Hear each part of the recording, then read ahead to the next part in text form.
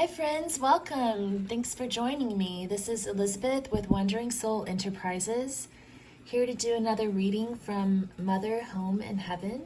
So let's just flip to a random page.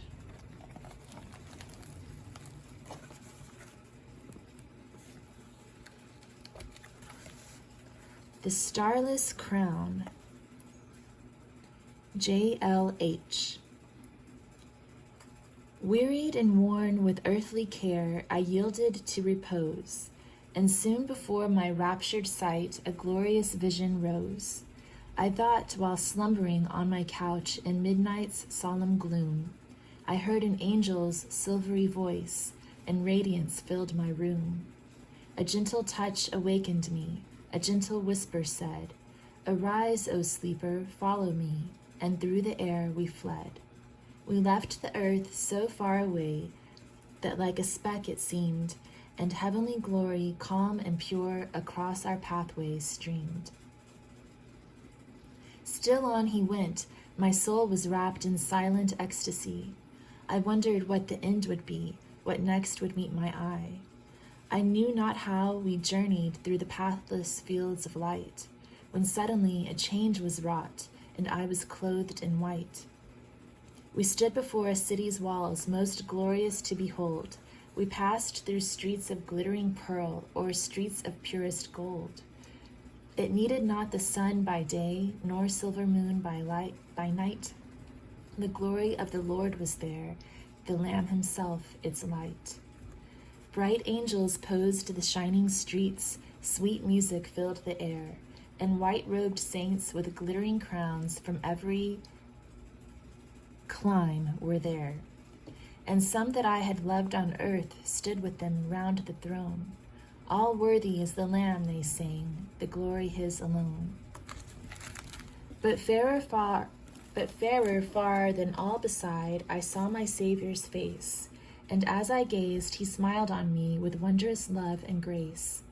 Slowly I bowed before his throne, o'erjoyed that I at last had gained the object of my hopes, that earth at length was past. And then in solemn tones he said, "Where is the diadem that ought to sparkle on thy brow, adorned with many a gem?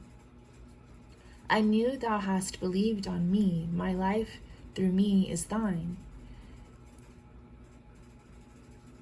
But where are all those radiant stars that in thy crown should shine? Yonder thou seest a glorious throng, and stars on every brow. For every soul they led to me, they wear a jewel now. And such thy bright reward had been, if such had been thy deed, if thou hadst sought some wandering feet in paths of peace to lead. I did not mean that thou shouldst tread the way of life alone, but that the clear and shining light which round thy footsteps shone should guide some other weary feet to my bright home of rest. And thus in blessing those around, thou hadst thyself been blessed."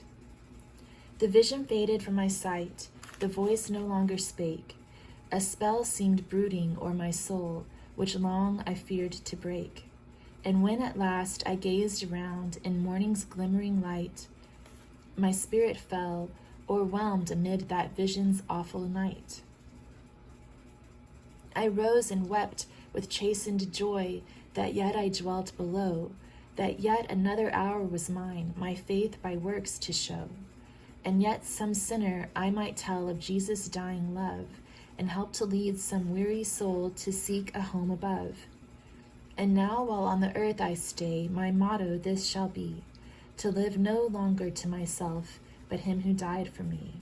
Engraven on my inmost soul, this word of true divine, they that turn many to the Lord, bright as the stars, shall shine.